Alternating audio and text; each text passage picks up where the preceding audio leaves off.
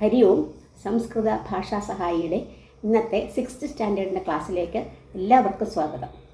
ദീപകം ടെസ്റ്റാണ്.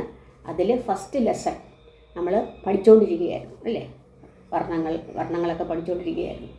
അപ്പോൾ നമ്മൾ ഈ ഭാഷ ഉണ്ടല്ലേ, ഇംഗ്ലീഷ് ഭാഷ, മലയാള ഭാഷ, സംസ്കൃത ഭാഷ.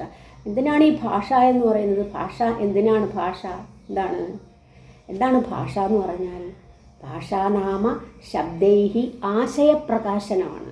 ആശയങ്ങളെ പ്രകാശിപ്പിക്കുക. നമ്മൾ 2-3 ദിവസം സംസാരിക്കുമ്പോൾ അത് പറഞ്ഞ് മനസ്സിലാക്കാൻ, അതിനു വേണ്ടിയിട്ടില്ല ആ ഒരു ഭാഷ. മലയാള ഭാഷ, മലയാളത്തിൽ ഭാഷ, അപ്പോൾ സംസ്കൃതം, അങ്ങനെ ഓരോ ഭാഷകൾ. അപ്പോൾ ആശയപ്രകാശത്തിന് വേണ്ടിയിട്ടാണ് ഭാഷ ഉപയോഗിക്കുന്നത്. അപ്പോൾ ഈ ശബ്ദങ്ങൾ എന്ന് പറയുന്നത്, ശബ്ദങ്ങൾ എന്ന് പറഞ്ഞാൽ പിന്നെ ഇപ്പം നമ്മൾ സംസാരിക്കുമ്പോൾ പല ശബ്ദങ്ങളും വരും, പല വാക്കുകൾ വരും. അപ്പോൾ അത് സുശബ്ദാഹ അപശബ്ദാഹ ച സന്ധി. സുശബ്ദാഹ എന്ന് പറഞ്ഞാൽ നല്ല വാക്കുകൾ, അപശബ്ദ നല്ല വാക്കെന്ന് പറഞ്ഞാൽ ശരിയായ രീതിയിലുള്ള വാക്കുകൾ, അപശബ്ദ എന്ന് പറഞ്ഞാൽ തെറ്റായ രീതിയിലുള്ള വാക്കുകളും വരും. അപ്പോൾ അതിന് വേണ്ടിയിട്ട് എന്ത് വേണം? അപ്പോൾ ശരിയായ പദവും തെറ്റായ പദവും തിരിച്ചറിയണമെങ്കിൽ നമുക്ക് എന്ത് വേണം? വ്യാകരണം വേണം. വ്യാകരണം എന്ന് പറഞ്ഞാൽ ഗ്രാമർ. അപ്പോൾ സംസ്കൃതത്തിലെ ഗ്രാമർ വേണം, സംസ്കൃതത്തിലെ വ്യാകരണം. അപ്പോൾ അതായത് നമ്മൾ how to recognise the correct word or incorrect word, അതിന് വേണ്ടിയിട്ട് എന്ത് വേണം? വ്യാകരണം വേണം. അപ്പോൾ നമ്മുടെ സംസ്കൃത ഭാഷയിൽ ആദ്യത്തെ സംസ്കൃത വ്യാകരണം ഉണ്ടാക്കിയ ആളാണ് പാണിനി. പാണിനി എന്നറിയപ്പെടുന്ന വൈയാകരണൻ. അദ്ദേഹത്തിൻ്റെ വ്യാകരണ ഗ്രന്ഥമാണ് അഷ്ടാധ്യായി എന്നറിയപ്പെടുന്ന ഗ്രന്ഥം. ആ അഷ്ടാധ്യായിയിൽ നമ്മളിപ്പോൾ ഓരോ ശബ്ദങ്ങളും, അതായത് വാക്കുകൾ പറയുന്നു, ഓരോ ശബ്ദങ്ങൾ, അക്ഷരങ്ങൾ, അപ്പോൾ ആ സ്വരങ്ങളായാലും വ്യഞ്ജനങ്ങളായാലും പറയുമ്പോൾ നമ്മുടെ എന്തൊക്കെ അവയവങ്ങളാണ് അതിൽ പ്രയോഗിക്കേണ്ടുന്നത്. ആ വാക്ക് പറയുമ്പോൾ ക എന്ന് പറയുമ്പോൾ ഏതൊക്കെ നമ്മുടെ ഏതൊക്കെ അവയവങ്ങളാണ് പ്രയോഗിക്കുന്നത്, അങ്ങനെ മനസ്സിലാക്കി തരുന്നു. അപ്പോൾ ഈ അഷ്ടാധ്യായിയിൽ അതിന് ഓരോന്നിനും ഓരോ സൂത്രത്തിലൂടെ പറഞ്ഞു തരുന്നത്. ഒരു സൂത്രരൂപത്തിലാണ് പറഞ്ഞു തരുന്നത്. അതാണ് പാണിനിയുടെ അഷ്ടാധ്യായി എന്ന ഗ്രന്ഥത്തിലൂടെ നമുക്ക് മനസ്സിലാക്കി തരുന്നത്. അപ്പം നിങ്ങൾക്കിപ്പോൾ പഠിക്കേണ്ടുന്നത് ഓരോ അക്ഷരങ്ങളും ഏതൊക്കെ അവയവമാണ് ഉപയോഗിക്കുന്നത് എന്ന് അറിയാൻ വേണ്ടിയിട്ടാണ് ഇന്ന് പഠിക്കാൻ പോകുന്നത്. അപ്പോൾ അതിനാണ് സൂത്രങ്ങളിലൂടെ, നമുക്ക് എളുപ്പവിദ്യയാണ് ഈ സൂത്രം എന്ന് പറയുന്നത്. എളുപ്പവിദ്യയിലൂടെ പഠിക്കുന്നു, ഷോർട്ട് ഫോം എന്നൊക്കെ പറയില്ലേ, അതുപോലെ. അപ്പം നമുക്ക് ആദ്യമായിട്ട് നോക്കിക്കോളൂ. ആദ്യമായിട്ട് പാണിനി അഷ്ടാധ്യായി എന്ന് പാണിനിയാണ് വ്യാകരണ ഗ്രന്ഥം രചിച്ച അദ്ദേഹത്തിൻ്റെ അഷ്ടാധ്യായി എന്ന ഗ്രന്ഥത്തിൽ ഏത് രീതിയിലാണ് അതിനെ നമ്മൾക്ക് പറഞ്ഞ് മനസ്സിലാക്കി തരുന്നത്? സൂത്രങ്ങളിലൂടെ. അപ്പോൾ ആദ്യത്തെ സൂത്രം നോക്കിക്കോളൂ. അതുപോലെ നമ്മൾ ഉച്ചരിക്കുമ്പോഴത്തേക്ക് സ്ഥാനങ്ങളുണ്ട്. ആ സ്ഥാനങ്ങൾ അതിൽ പറഞ്ഞു തരുന്നതാണ്. ആ സ്ഥാനമാണത്. അപ്പോൾ വായിൽ നാക്കുണ്ട്, പല്ലുണ്ട്, മൂക്കിൻ്റെ സഹായത്തോടെ ഉച്ചരിക്കുന്നുണ്ട്. അപ്പോൾ പല നമ്മുടെ അതായത് ഉച്ചരിക്കാൻ സഹായിക്കുന്ന ഘടകങ്ങൾ. അപ്പോൾ അവ ഷഡ് ഉച്ചാരണ സ്ഥാനാനി. ഷഡ് എന്ന് പറഞ്ഞാൽ 6. 1 2 3 4 5 ഷഡ് എന്ന് പറഞ്ഞാൽ 6. 6 ഉച്ചാരണ സ്ഥാനങ്ങളുണ്ട്. അതാണ് ഷഡ് ഉച്ചാരണ സ്ഥാനാനി. അതിൽ ഒന്നാമത്തതാണ് കണ്ഠ്യാഹ വർണ്ണാഹ. കണ്ഠ്യാഹ വർണ്ണങ്ങൾ ഏത് സ്ഥാനം കൊണ്ടാണ് ഉപയോഗിക്കുന്നതെന്നാണ്. കണ്ഠ്യാഹ വർണ്ണാഹ ഏതൊക്കെ സ്ഥാനങ്ങളാണ് അവയ്ക്ക് അത് ഉച്ചരിക്കാൻ ഉപയോഗിക്കുന്നത്, അതിനൊരു സൂത്രമാണ് ദൈ എഴുതിയിരിക്കുന്നത്. കണ്ഠ്യാഹ വർണ്ണാഹ, അതായത് കണ്ഠ്യാഹ വർണ്ണാഹ എന്ന് പറഞ്ഞാൽ കണ്ഠത്തിൻ്റെ സഹായത്തോടുകൂടി. കണ്ഠം എന്ന് പറഞ്ഞാൽ എന്താണ്? നമ്മുടെ ഈ ഭാഗം അല്ലേ. അത് നിങ്ങൾക്ക് ടെക്സ്റ്റിൽ പടം കൊടുത്തിട്ടുണ്ട്. കണ്ഠ്യാഹ വർണ്ണാഹ ഇവിടെ കൊടുത്തിട്ടുണ്ട് പടം. ഇതാ കണ്ഠത്തിൻ്റെ സഹായത്തോടു കൂടിയാണ് ഉച്ചരിക്കുന്നത്. കണ്ഠത്തിൻ്റെ സഹായത്തോടു കൂടി ഉച്ചരിക്കുന്നവയാണ് കണ്ഠ്യാഹ വർണ്ണാഹ. അത് ഏതൊക്കെയാണെന്ന് നമുക്ക് നോക്കാം. നോക്കിക്കോളൂ. അതിൻ്റെ സൂത്രമാണ് അകുഹ വിസർജനീയാഹ കണ്ഠ്യാഹ. ഇത് നമ്മൾ ബൈഹാർട്ട് ചെയ്ത് വെക്കണം, നല്ല എളുപ്പമാണ്. അകുഹ വിസർജനീയാഹ കണ്ഠ്യാഹ. അകുഹ എന്ന് പറഞ്ഞാൽ നിങ്ങൾക്ക് അറിയാം. എന്ന് പറഞ്ഞാൽ മാത്രമല്ല ആയും ആയും. ആന്ന് പറയുമ്പോൾ ആയും ആയും. ഇനി എന്തൊക്കെയുണ്ട്? കൂ. കൂ എന്ന് പറഞ്ഞാൽ കവർഗങ്ങൾ. കവർഗാക്ഷരങ്ങൾ ഏതാണ്? ക, ഖ, ഗ, ഘ, ങ. അപ്പം അതാണ് കൂ എന്ന് പറയുന്നത്. ക, ഖ, ഗ, ഘ, ങ. ഇത്രയാണ് കൂ ഉദ്ദേശിക്കുന്നത്. അത് കഴിഞ്ഞിട്ട് പിന്നെ ആ കൂ ഹ, ഹായുണ്ട്. പിന്നെ ഒരു ഹ. പിന്നെന്താണ്? വിസർജനീയാഹ എന്ന് പറഞ്ഞാൽ വിസർഗ. നമ്മൾ വിസർഗം പറയില്ല, അഹ. അതെങ്ങനെയാണ്? ആന്ന് എഴുതിയിട്ട് ഒരു വിസർഗം കൊടുക്കും അല്ലേ? ഇത് ഇത്രയാണ് എന്ത്? കണ്ഠ്യാഹ. കണ്ഠ്യാവർണാഹ. കണ്ഠ്യാഹ വർണാഹ എന്ന് പറയുന്നത് ആ കുഹ വിസർജനീയാഹ കണ്ഠ്യാഹ. ആ ആയും ക, ഖ, ഗ, ഘ, ങ, ഹ. ഇപ്പൊ കൂ എന്ന് പറഞ്ഞാൽ നിങ്ങൾ ഓർക്കുക, കവർഗഹ. കവർഗഹ എന്ന് പറഞ്ഞാൽ നിങ്ങൾക്ക് അറിയാം, ക, ഖ, ഗ, ഘ, ങ. ആന്ന് പറയുമ്പോൾ ആ മാത്രമല്ല, ആയും അതിൻ്റെ ദീർഘവും പിന്നെ ഹായും വിസർഗവും. ഇത്രയാണ് കണ്ഠ്യാഹ, കണ്ഠ്യാക്ഷരാഹ എന്ന് പറയും. അടുത്തത് രണ്ടാമത് വരുന്നതാണ് ഇചു യശാസ് താലവ്യാഹ. രണ്ടാമത്തത് ഇചു യശാസ് താലവ്യാഹ. താലവ്യാഹ. ഇചു യശാസ് താലവ്യാഹ. താലുവിൻ്റെ സഹായത്തോടുകൂടി ഉച്ചരിക്കുന്നതാണ് താലവ്യാഹ. എന്താണ് താലു? ഇവിടെ കൊടുത്തിരിക്കുന്നു.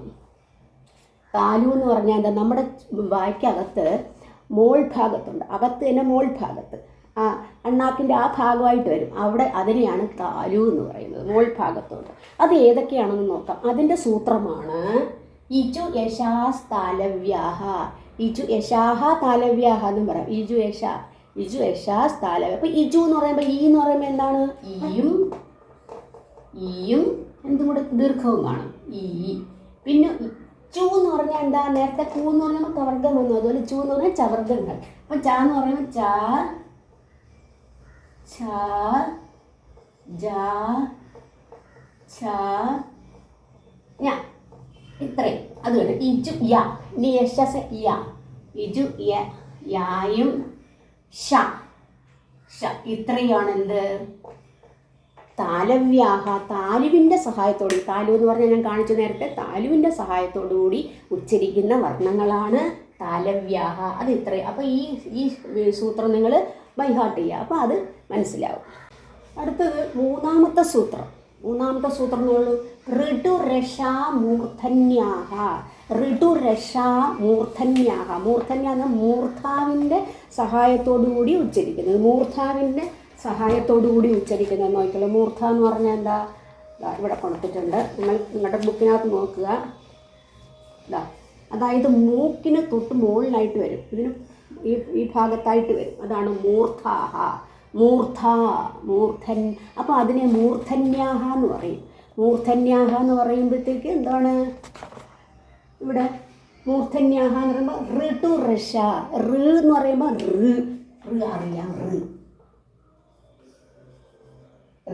പിന്നെ അതിൻ്റെ ദീർഘം ഉണ്ടല്ലോ,